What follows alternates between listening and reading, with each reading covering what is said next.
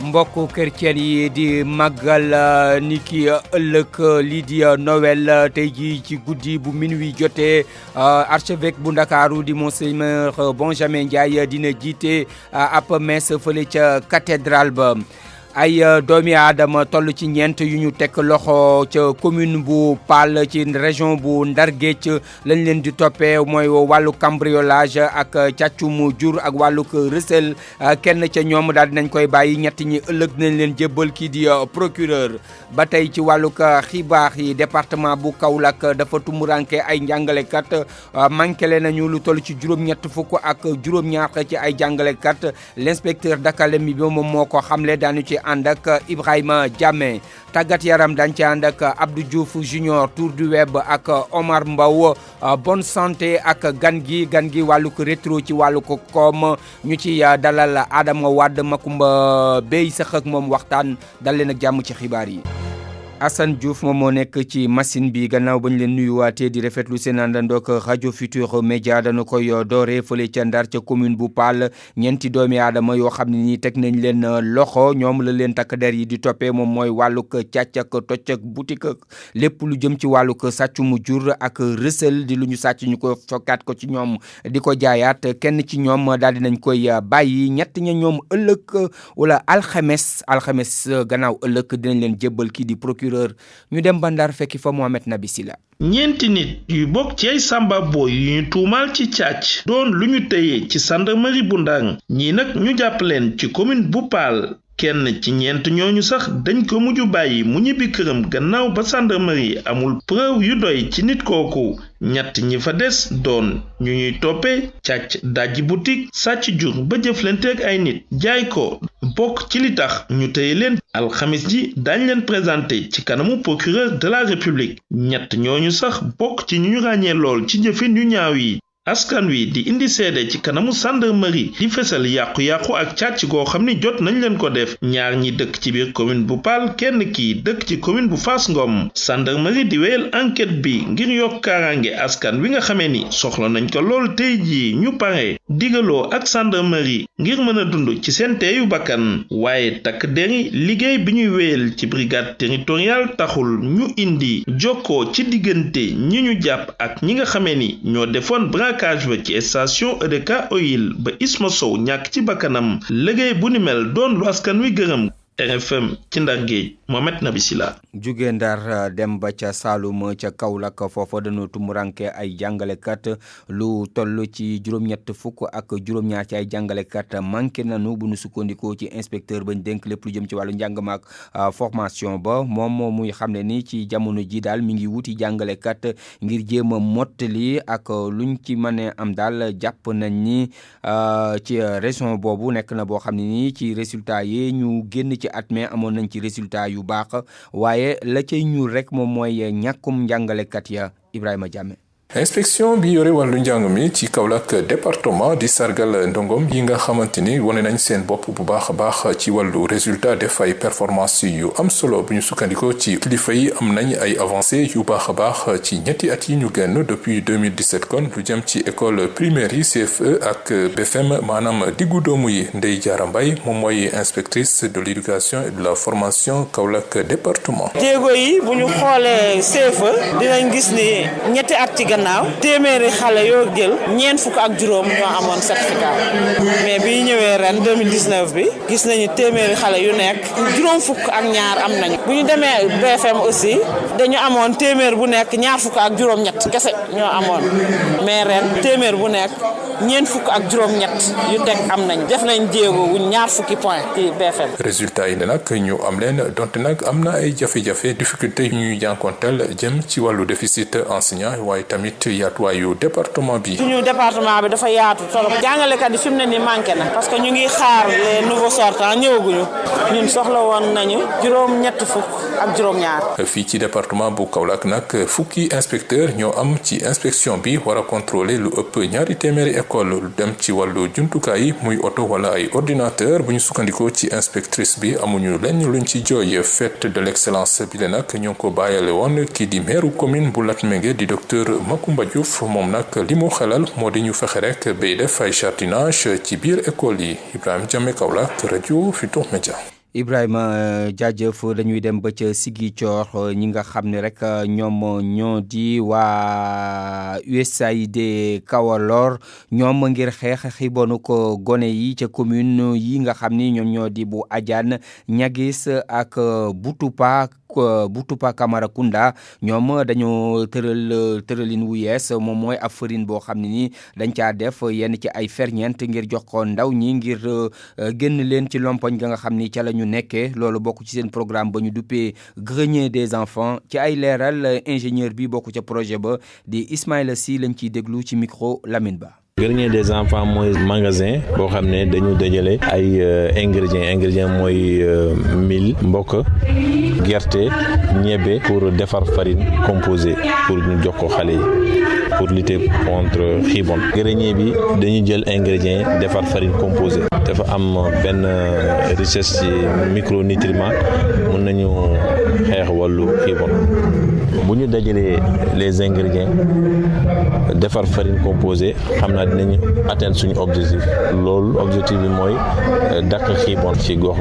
la plupart dañoo bàyyi suñu plat yi ñu doon togg suñu maam plat yi ñu doon togg léegi dem ci plat occidentaux yi te alors que plat yooyu noonu c'est des plats très riches en vitamines moo tax grenier des enfants yi mën nañu dindi à chaque fois buñ ko soxla pour defar farine composée jox ko xale yi loolu moo tax projet bi ñëw fii nii bëgg a liggéey ak population ndax bëgg a dàq xiibon. mu nekkoon ingénieur Ismaïla Sy bokk ca projet boobu ñu duppee grenier des enfants foofa ca Ziguinchor ca Kagit ak ca Niassia ca Ziguinchor juróom-ñetti simili moom moo bootu ci juróom-ñeenti waxtu ci guddi.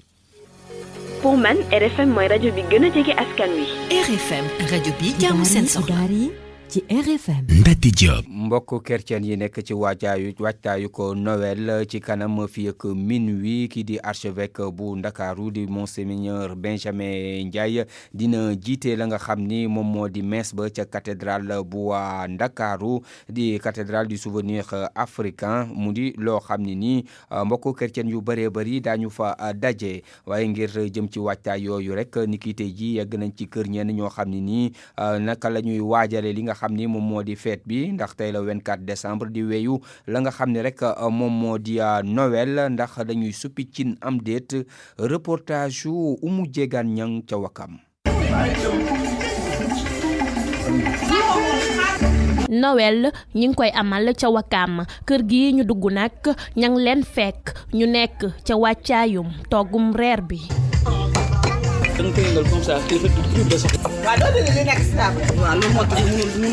yër digg kër ga rek doy na ngir xam ne reer gi daawuteek yeneen reer yañ fa daan amal ndax ginaar soble ba si sax farine lépp a ngi tege. Marie Céline di wayjur bu jigéenu kër gi le dikk na ak ñun ci lañcana ma togg. dañuy def comme amuse-bouche dina am mini pizza dina am feuilleté jambon dina am quiche ñu togg pour reer bi day am entrée ñu def concombre lépp ba pare nag reer bi doon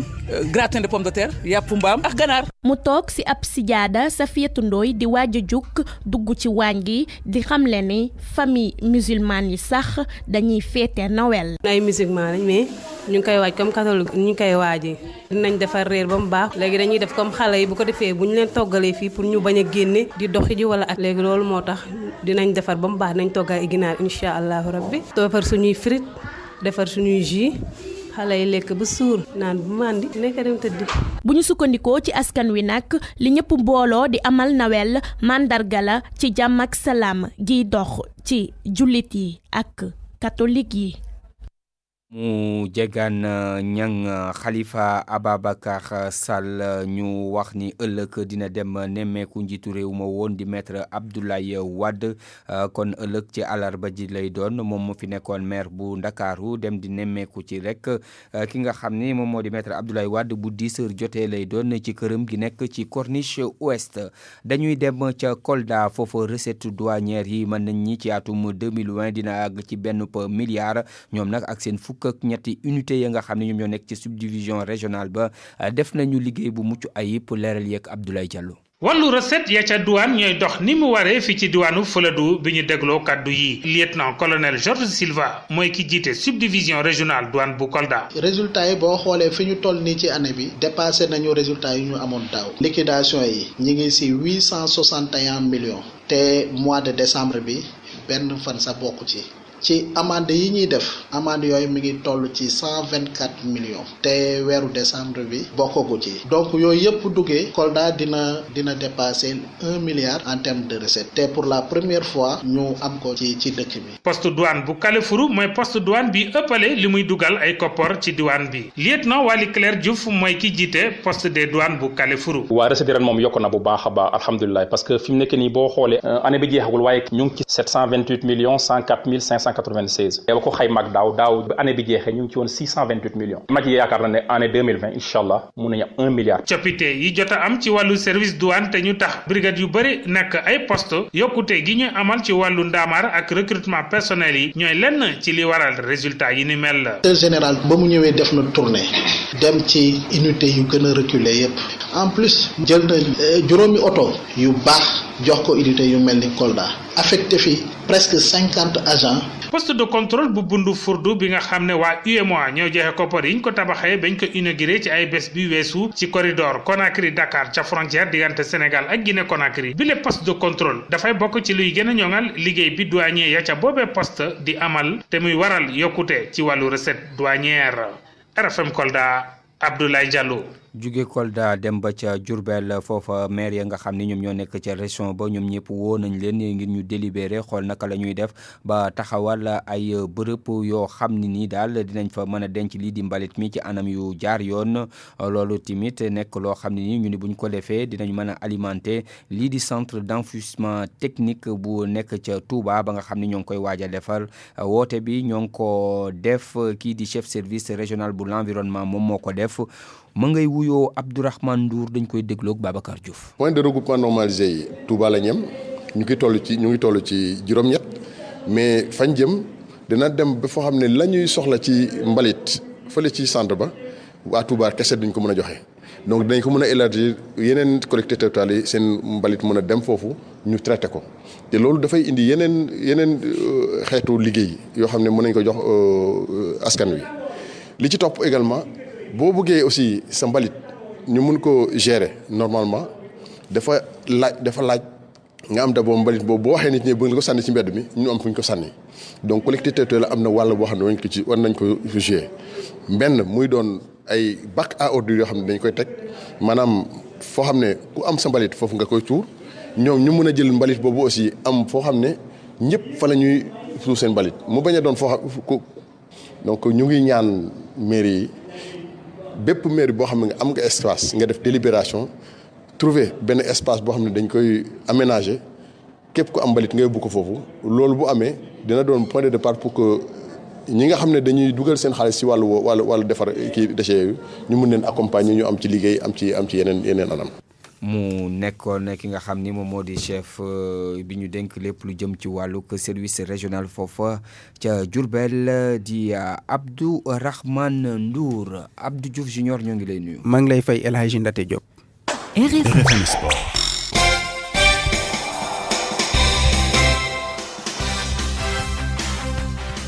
tàggat yaram dañ koy dooree football ak programme football bi ñu duppee football for school maanaam football ci wàllu daara yi. door nañ ko ci Ziguinchor. foofee nag li tax fédération sénégalaise de football tànn ko moo di ne benn ci région la nekk ñaar moo di programme la boo xam ne dañ koy soog a door Ziguinchor ñu jàpp ne bërëb la boo xam ne war na mën a dalal li ni mel.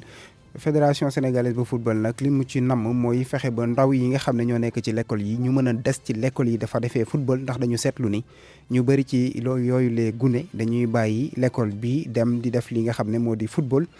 ñu ne nag loolu programme FIFA bi nga xam ne dafa dugalaale ci biir Sénégal dañu bëgg rek dakkal li ni mel ñu déglu ci Mayacine Mar mooy directeur technique national bu fédération sénégalaise bu football dañ koy déglu ak Lamine Ba. Nous sommes maintenant en train de développer le football à partir de la base. Sunu yéene mooy sukkali football bi dooree ko ci suuf ndax loolu nag mooy yu bëri la laaj école yi nag doon na bërëb yoo xamante ni mën nañ fa fekk ndaw ñi moo tax projet football for school yi nga xamante ne kon waa FIFA ñoo ko indi jot nañu kon daaw lu ëpp fukki experts yoo xamante ne ca FIFA lañu bàyyi ko ñu ñëw def fi fukki fan yoo xamante ni jot nañoo visiter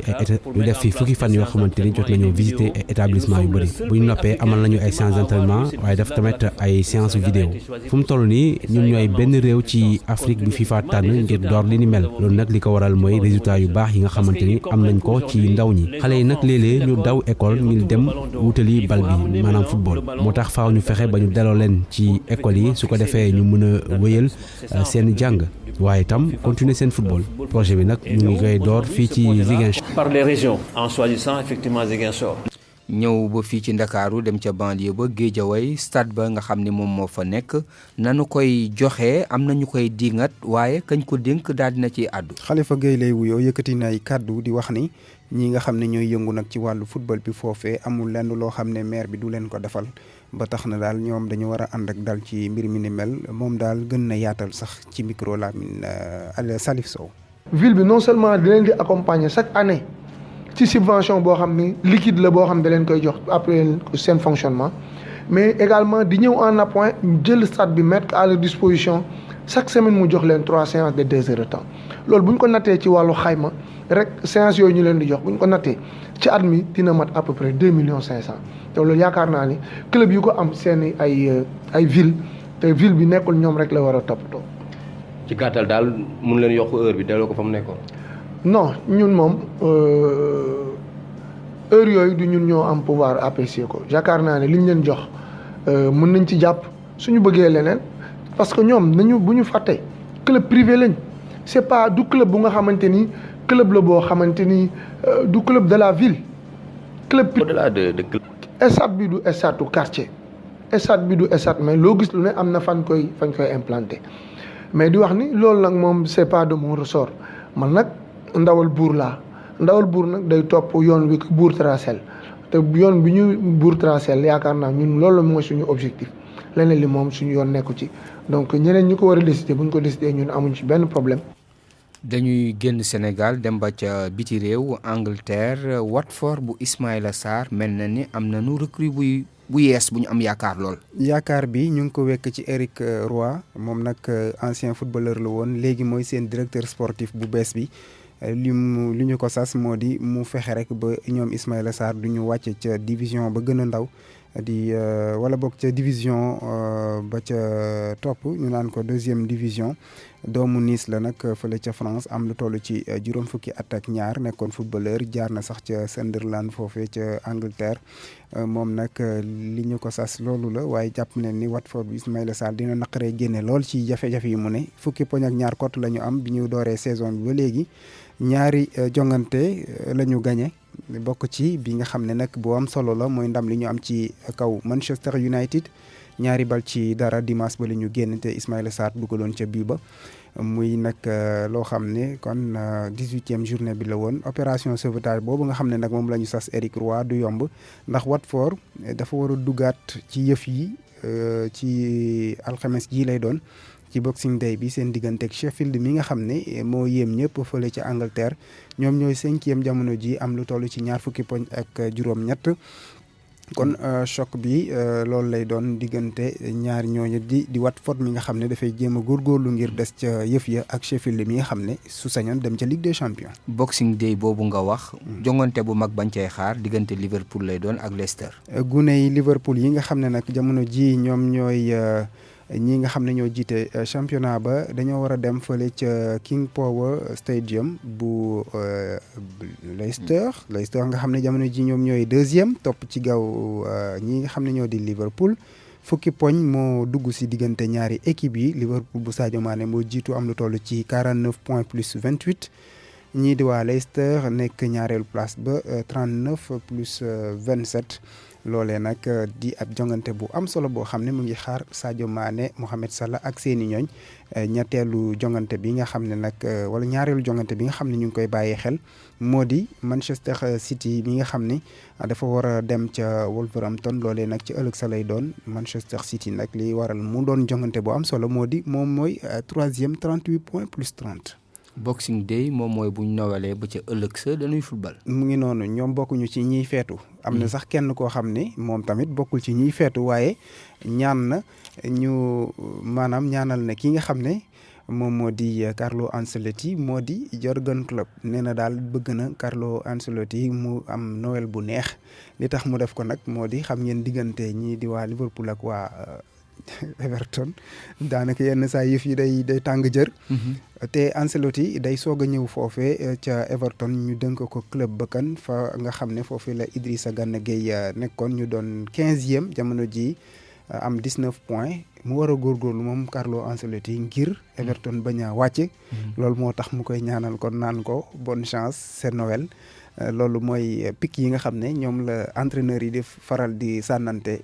ci fi nga xam ne moo di Angleterre jàpp leen ne yeneen championnat yi ñoom tamit dañuy bër janvier la ñuy jëlaat yëf yi. Abdou yow it nga bër dem naa ni ndox ba ci kanam. tour du web ci RFM. dañ ci ànd ak Omar Mbow. jàngeen jëf Serigne Modou Kara li mu bëgg mooy ñu soppi constitution bu réew mi ak tur bi di xibaar bu nekk ci site yu bëri bët7.com igfm.sn seneweb.com moom ab njaaxle la am ci bile bëgg-bëgg bi ñu sukkandikoo ci Serigne Modou Kara réewu Sénégal Mbàkke bari la war a tudd yamu ca ndaxte dafa jàpp ne xaalis bi sax dañ ko war a soppi tuddee ko bari ca UEMOA moom ay mécanisme la ñuy teg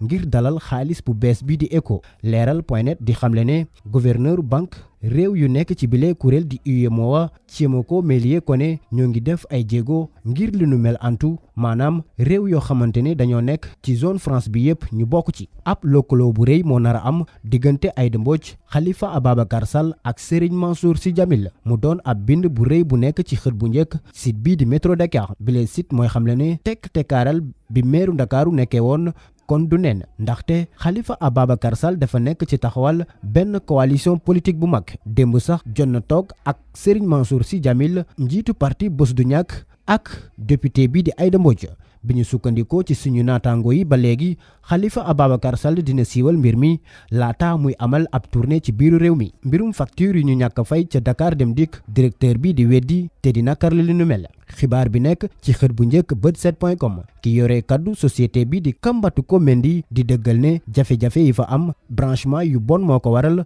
te loole SDE moo ko war a faj mu yokk ci ne jafe-jafe yooyu sax foofe ak li ko wër la maanaam askanu Mermoz yëpp moo koy jànkonteel ci ab benn communiqué lañ ko xamle mu mel ni feetu Noël gondeetul askanu Sénégal di xamle ne igfm.sn ci ab reportage bi ñu def ca Petersen ak ca marché bu Sandaga rëbb bi mu doon rëbb defatu ko tàggat yaram football Cap Vert bu yaboo mu xool ab sélectionneur bu bees maanaam kii tàggat équipe nationale ba ndaxte ki ko yore woon di Ruiz Aguas démissionné na ndaxte dafa wax ne dafa am beneen projet bu bees football ba léegi bii pa ñeel jigéen ñi Moustapha Gaye mooy kii tàggat équipe nationale jigéen ñi fii ci Sénégal tour du web fii la yam di leen lii ñuy duppee stress dafa nekk yëg-yëg goo xamante ni lu ci bëri nit ki da koy am wante du xam lan la yenn saay mu nekk ci jafe-jafe am lu mu war a lijjanti mënu ko loolee def ko problème ba du mën a wax. stress nag nit ñi xam nga ñëpp yemuñu parce que mën nga gis koo xamante ne bu stressé du mën a lekk kii du mën a nelaw kii du mën a def activité ya nga xamante ne moom la daan def donc boo stressé da lay tere nga def yu bëri day mel ni dafa am lu bañ sa yaram. bu ñu sukkandikoo ñi ci seen xam-xam màcc ci lu ni mel di ñu xamal ni stress nag li tax nga romb ko lu ci ëpp mooy nga jéem waxtaan ak kenn yëf yi génn ci yow moo gën nga koy denc. mën nga ko gérer di wax ak nit ñi génn dem ci nit ñi waxtaan ak ñoom génnee parce que stress dafay nekk loo xamante ne dafa nekk sa xel mais aussi dafa nekk sa xol dis gann sa biir xol bi. stress boo xamante ni nag nit ki da koo bàyyi noonu faju ko waxul ak kenn mën naa indi ay jafe-jafe dem sax ba sa xel mi tàkkali kook ak yow. stress boobu nag boo ko éradiqué wul mu des ci yow yàgg ci mën na dem ba indi ay complications yu mel ni trouble de stress aigu maanaam stress boo xamante ne dafa yàgg trop sa yaram bi wala trouble de stress post-traumatique bi nga xamante ne jógewul simplement ci stress boo xamante ne c'est lié à peut-être à des activités wala au quotidien mais stress boo xamante ne dafa jóge ci benn xew-xew bu metti bu la daal loolu mooy trouble de stress post-traumatique bu ko weesoo it mën na dem ba nit ki dox parce que nit ki day commencer stressé bu jógee ci stress bi dem niveau bi di yéeg bu ko waxtaaneewul mu gën ko denc dina ko indil ay feebaru xol. solution mën naa am lu ci mel na jóge fa nga nekk jéem a génn changer fa ngay nekk bés bu ne wante itam dem ci géej féey dina tax yenn saay stress bàyyi la wante itam li gën te ñu taamu ko mooy nga wut ki nga wóolu nga wax ak moom yëf yi génn ci yow loolee mën na koo dindi mu nekkoon bonne santé dig daje ëllëg bu soobee yàlla. gan gi di Adama Wade di directeur de publication bu Financial Afrique loolu jëm ci wàllug jàngat lii di rétrospective bi ci wàllug koom Makumba Bey la seqal waxtaan ñu déglu leen. jërëjëf gan gi kon Adama Wade directeur Financial Afrique monsieur Wade maa ngi lay nuyu. maa ngi lay fayu Makumba. bu fekkoon ne da ngay joxe note ci wàllu économie ni mu doxee ci réew mi ci atum 2019 bi lan ngay wax. lu may wax daal mooy si croissance bu ñu yemoon si croissance kese croissance indicateur économique yi mën nañu wax ni 2019 c'est une bonne année pour l'économie sénégalaise ndaxte croissance économique bi moyenne bi ëpp na 6%. 2020 aussi bu ñu xoolee loi de finance bi 2020 croissance bi 6,8%. donc bu ñu fi yemoon rek mën nañu wax ni c'est une belle année. Maintenant am na de l'autre côté ay tensions ci prix de première nécessité ci panier ménagère par exemple gis nañu ni yokkum prix ciment. ñu ngi wax léegi prix yokkum prix comment dirais-je électricité donc mën nañu wax ni qu'il y a des tensions sur le panier de la ménagère. kon yow da nga gis ni maanaam ñaari pàcc ñoom ñoo génn ci économie bi ci koomu réew mi ci atum 2019 muy croissance bi ni mu wéyee di kawe ba léegi ak subvention yi nga xam dañ ko supprimer askan wi di ko jooy est-ce que subvention yooyu nga xam dañ ko supprimer askan wi di ko jooy nekkul ay mandarga koom-koom moo xam ne am na ay jafe-jafe. waaw lu may wax rek mu ne mooy ne pays émergents maanaam pays yi ñuy jéem a développer ñoom ñëpp dañu am problème bi da ngay gis dañu am croissance bu élevée mais croissance bi eggagul daal ci population bi yëpp eggagul ci panier ménagère bi ci dundum réew bi. gis nga loolu moo tax donc d'une part da ngay gis croissance économique bu élevé ak tension sociale donc Sénégal ak yeneen pays africains yi ñoom ñëpp problème boobu en général la ñu am. léegi ba tey ci wàllu koom mi bu fekkee ñëw nañ ci li nga xam ni moom moo gën a yaatu nit ñi liy doxal seen kër mooy mbay mi fii ci réew mi ren ji Sénégal ni ñu yaakaare woon ni mbay mi noonu lay doxewu ko waaye gerte gi yàlla ngi ciy def sutura mi ngi am njëg goo xamante ne ni cher na jóge bitim réew yow bu doon yow nooy def da ngay bàyyi ñi koy jëndee njëg gu cher ñu jënd ko ñi ñu ko bayoon wala da ngay fixé njëg gi nga xam ne moom nga fixé woon muy 210 yi ñëpp jënd ci comme ça industrie locale bi mën a développé wu. waaw lu mu ci mën a wax daal mooy ni état am na mission préserver pouvoir d'achat baykat boo si secteur arachidier bi. lu gën important mooy baykat donc pouvoir d'achat baykat dafa am solo loolu moo tax bu dee am na ay compétition si ñoo xam ni dañu bëgg jënd gerte bi loolu c'est une bonne chose léegi nag bu dee industriels yi dañu war a être mis à niveau. gis nga amoon na privatisation Sonacos bi xam naa ni moom moo xawoon déséquilibré secteur bi mais comme que léegi Sonacos delluwaat na si loxo état mun na appliquer benn politique bu prendre en compte pouvoir d'achat baykat bi compétitivité industrie bi ak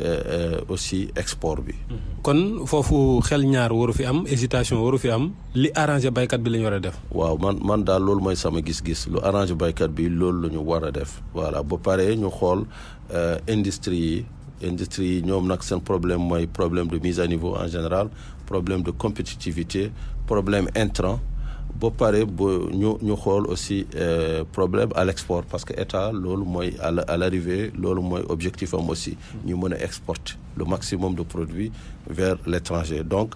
chaîne la quoi chaîne bi yëpp am na solo mais baykat comme moom mooy produire richesse bi dañu war a vraiment préserver pouvoir d'achat yam mais gis nañ ni FMI insisté na bu baax a baax ci wàllu Sénégal ci wax subvention yi subvention yooyu bi ñu ko dindee am na ñoo xam ni fi mu ne nii sonal na leen muy ci wàllu courant bi muy ci wàllu ciment bi muy ci wàllu carburant bi yooyu yëpp dafa nekk yoo xamante ne ni mi ngi bëgg a bëri yow nga bokk ci ñi jàpp ni fi mu ne nii capital la ñu war a xool ni ñu koy gérer comme Thomas Piketty ni mu ko waxee le capital au 21e siècle lan moo ci xalaat yi nga xam ni mooy yi gën a fës yi nga bëgg a jibal 2019 bu dee vraiment am na benn indicateur bu ñu war a retenir si 2019 mooy dans le monde entier niveau de vie cherté des coûts de la vie mu ngi yokk dans le monde entier dans le monde entier crise yi ñu ngi bare protestation yi sociale ñu ngi bare ba pare jeunesse yi dañu weddi élite yi donc am na benn genre crise sociale mais crise sociale bi à l'origine origine am mooy économie bi parce que économie bi dafa bariwul répartition. dafa nekk rek ci yenn loxo. redistribution gis nga redistribution bi dafa nekk comme en panne. gis nga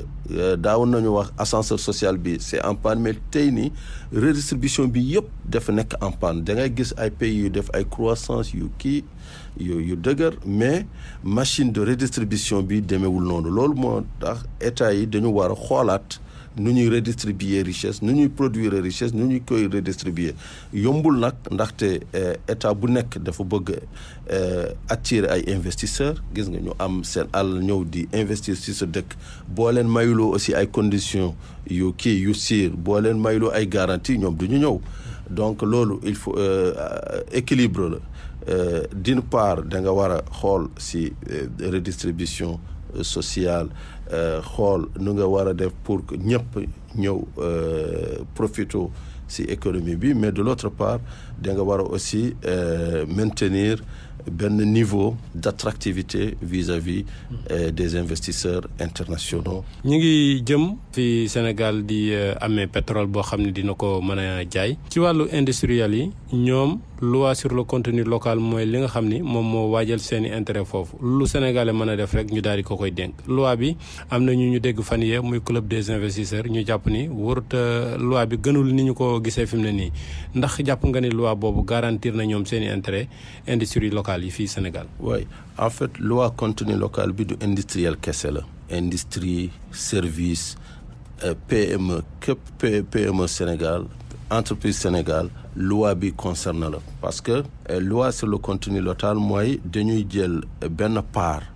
ci exploitation pétrole ak gaz bi ñu may ko entreprise sénégalaise nekk mun nañu nekk industrie mun nañu nekk ci service gis nga loolu nag problème bi yëpp état lu mu def baax na loi ba janvier bi baax na journée concertation sur le local content baax na léegi nag problème bi lu ci des mooy mécanisme d'accompagnement PME ak entreprise yi dañu war a taxaw ñu accompagner leen ñu mettre leen à niveau parce que pétroliers yi ñoom lu ñu bëgg mooy service de niveau mondial gis nga PME pour mu am ci marché yi il faut mu présenter ay services ci ak norme ak yëpp de niveau mondial man loolu foofu laay am ragal en réalité parce que ma ni est-ce que suñu PME yi suñu entreprises yi ont été suffisamment mises à niveau pour ñu mën a compétir parce que local content aussi loolu mooy exigence am autant ñu ni la secteur privé national moo am lii mais secteur privé bi pour mu compétir il faut mu nekk à niveau. bu ñu waxee ci xew-xew bi fan yi doon itam xew-xew bi ci at mi mooy franc CFA bi daf fiy jógee ECO ñëw am na ñoo xam ne nee nañ tur wi rek la soppi mbub mi rek la summi waaye la fi nekkoon jëmm ji ba léegi moom moo fi nekk yow nan nga ko gisee débat bi ci CFA bii dem. nu ma gisee am na changement bi mooy réserve de change maanaam boo exporté woon tey ay gerte nga jaay ko bitim réew genn wàll bi ci devise dañ koy dénk ci Banque de France loolu amatul kon changement bu mag am na 20 décembre diggante conférence de presse bu amoon ci Abidjan entre président Alassane Ouattara ak président Emmanuel Macron bu France donc boobu changement la deuxième changement mooy ay administrateurs ñu doon toog ci assemblée ci conseil d'administration de BCEAO léegi ñooñu seen mission jeex na gis nga kon aussi am na changement. alors troisième changement mooy garantie bi France moo nekkoon suñu garantie gis nga suñu garant pour garant monnaie bi léegi France du nekk garant bi même bu dee wax nañu. ultime ressort dina dees mu nekk garant en dernier ressort mooy boo amee crise boo soxlaatee France mun nga leen am ci ay conditions léegi condition bi état yi ba léegi daañ ko définir ci les jours à venir gis nga loolu moo tax am na changement du lépp lu ñu dindi bien sûr parce que affaire bi affaire xaalis la affaire alal réew kenn du ko fooyle gis nga donc am na nu mu war a demee léegi ñu ngi nekk ci benn transition pour jógee ci franc CFA dem ci éco transition bi aussi yombul ci état yombul ci entreprise parce que am na léegi dina am ay spéculation ci monnaie bi dina am ay yu bare ci phase bi loolu moo tax phase bi c'est une phase technique extrêmement difficile parce que léegi réserve yi ñun ñoo ko war a gérer. C'est vrai que BCEAO am na ay plus de 20 comptes à l'étranger am nañu ay techniciens am nañu ay financiers ñu ko mën a gérer mais loolu yëpp aussi c'est un processus. Il faut le faire vite et ce n'est pas rien donc ñu am na ñuy wax bon amul changement ba léegi franc CFA effectivement c'est toujours une monnaie commune éco maintenant pour man lu ñu war a xool mooy est-ce que Nigeria ak Ghana ak yeneen pays ZMAO pays anglophones yi ñu bokk ci CEDEAO am nañu tey ni volonté dugg ci ECO parce que pour dugg ci ECO am na lu ñu war a bàyyi xam nga ñoom duñu tàmmoon am nañu seen souveraineté monétaire am nañu seen planche à billets mënoon nañu yeew rek imprimer billet fay seen fonctionnaire mais léegi da ngay bàyyi lépp da ngay dugg ci discipline monétaire mooy mënoo yeew rek nga imprimer ce billet da ngay nekk transparent est-ce que Nigeria pare na tey jógee ci régime boobu bu mu nekkoon ci Naira dugg ci ECO pour man question bi yëpp foofu Nigeria ak Ghana je ne pense pas que daañu gaaw dugg ci ECO ndaxte ECO mooy da ngay def benn abandon de souveraineté nationale pour une souveraineté régionale ñun dañ ko tàmm waa UEMOA dañ ko tàmm mais waa Ghana ak Nigéria tàmmuñu loolu. boo doon natee ngir ñu jeexal économie Sénégal ci 2019 looy wax tane na baax na baaxul moom kat tubaarkàlla baax na lool wala nan. waaw pour note bi moom ma bàyyi la Makumba man du ma jàngakat du ma professeur du ma oustaz voilà lu may wax nii rek mooy ñaari indicateurs yi ci loolu la ñu tàmbale woon ñu delluwaat ci Sénégal am na benn croissance économique bu élevé plus de 6% 2019 plus de 6,8% je pense 2020 donc c'est une très bonne performance maintenant il y a des indicateurs sociaux à améliorer donc indicateurs yooyu moom c'est très important parce que objectif politique économique mooy social donc mooy amélioration du niveau de vie des populations amélioration du pouvoir d'achat loolu daal mooy sama xalaat ko. Adama Wade jërëjëf Makumba. merci beaucoup moo nekkoon sunu gan ñu koy gërëm bu baax a baax yéen itam ñu leen di sant ci teewlu gi. sant ak gërëm ñeel na la yow it Makumba Beye yow mi doon dalal Adama Wade mu nekkoon gan ci wàllug rétrospective yi ci wàllug koom di économie fii la ñu yem ci xibaar yi ni sut ñu defuk